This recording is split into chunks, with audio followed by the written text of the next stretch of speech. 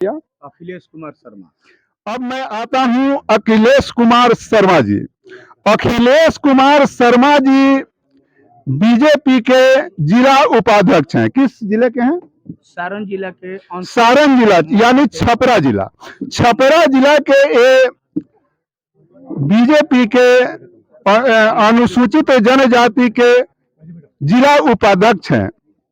तो मैं इनसे यह बात कहना चाहूंगा कि आप एक तरफ लोहार हैं, एक तरफ ब्राह्मण हैं। तो जब आप ब्राह्मण की दुहाई देते हैं तो उस परिस्थिति में आप अनुसूचित जनजाति का जिला उपाध्यक्ष कैसे बने हैं? जी बहुत बहुत धन्यवाद। रही बात कि ब्राह्मण, हमारी एक धारणा है कि ब्राह्मण जाति का बोध होता है, लेकिन जो देखिए ऋग्वेद में स्पष्ट रूप से लिखा हुआ है कि आप जो है विश्व ब्राह्मण है। तो विश्व ब्राह्मण है तो आप अपने बात, और आप एक जिला उपाध्यक्ष है, इसलिए आप अपने बात से नहीं कर सकते हैं। स्पष्टवादिता कीजिए। जी ठीक है, वही बात मैं जानना चाहता हूं कि सबसे पहले मैं आपको बता देना चाहूंगा कि विद्वान को ही ब्राह्मण की श्रेणी में रखा गया है।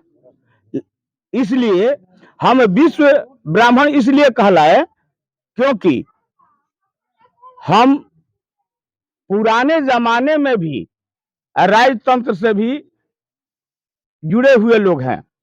आज हमारी सामाजिक और आर्थिक जब हमारा राजतंत्र तितर बितर हो गया, हम विखंडित हो गए, तो हम अपने पेशा पर काबिज हुए। नहीं तो पहले के जमाने में हमारी पेशा का महत्व था, हमारे समाज के लोगों का महत्व था, और समाज के लोग बौद्ध पुराण में हमको सबका साथ सबका विकास यही लेकर के हम उस मुकाम पर जाएंगे। जिस तरह से अभी आपने सवाल किया है कि क्या आदिवासी लोहार या जनजाति लोहार, तो मैं आपको संतुष्ट करना चाहता हूं कि आदिवासी माने हम पुराने जमाने के वासी हैं, पुराने जमाने के वासी हैं। आज भी हम काबिज हैं, भले ही हमारी राजतंत्र छूट गई, हम बिखर गए, लेकिन हम आज भी प्रयत्नरत हैं कि समाज के सभी लोग हमसे जुड़े हुए हैं। चलिए, आदिवासी का दर्जा आपको जो तमाम लोग जानते हैं, उस पर नीतीश कुमार जी का बहुत बड़ा ये कहा जाता है कि नीतीश कुमार जी के द्वारा ही अनुशंसा किया गया और तब आपको जो है आदिवासी का दर्जा मिला, और आप बीजेपी का झंडा धो रहे हैं। इस पर आपको क्या कहना है? जी देखा जाए, सबसे पहली बात कि आदिवासी लोहार की दर्जा नीतीश बाबू के शासन काल में मिला, और दूसरी बात कि नीतीश बाबू के ही शासन काल में हम पदच्युत कर दिए गए, उसको छोड़ दिया गया और हम आ गए रोड पर। अब अति पिछड़ा की गिनती में हम आ गए हैं। लेकिन चलिए आप इस चैनल के मार्फत नरेंद्र मोदी जी से क्या मांग करते हैं? जी, नरेंद्र मोदी के माध्यम से और अन्य सांसदों के माध्यम से भी इस पर आपके जनार्दन सिंह सिग्रीवाल, राधा मोहन सिंह मोतिहारी, रामकृपाल यादव और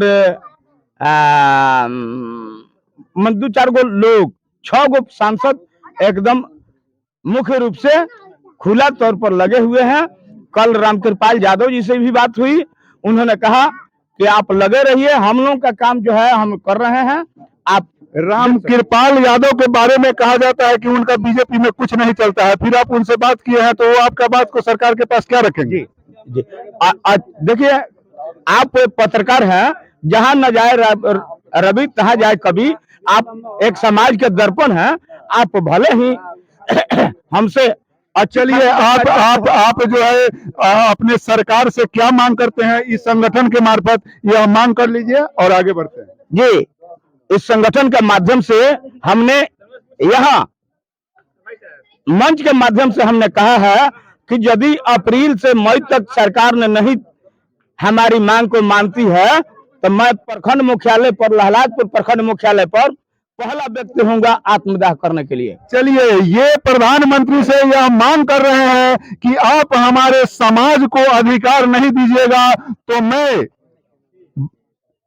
लहलादपुर में जो प्रखंड मुख्यालय पर आत्मदाह करूंगा। तो मैं इस चैनल के माध्यम से आदरणीय प्रधानमंत्री नरेंद्र मोदी जी से आग्रह करूंगा कि आपका कार्यकर्ता जो है अब आत्मदाह पर भी उतारू हो गया है। तो चलिए फिर से मनोज बाबू के पास पहुंचते हैं।